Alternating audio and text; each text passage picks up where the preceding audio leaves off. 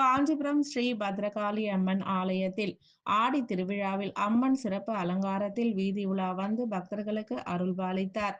காஞ்சிபுரம் பத்ரகாளி அம்மன் கோவில் தெருவில் அமர்ந்து அருள்பாலித்து வரும் பிரசித்தி பெற்ற ஸ்ரீ பத்ரகாளி அம்மன் தேவஸ்தானத்தில் ஆடி திருவிழா விமர்சையாக கொண்டாடப்பட்டது. இதில் கடந்த 9ஆம் தேதி ஜலம் திரட்டி வரப்பட்டு வீதி உலா வந்து விழா தொடங்கியது.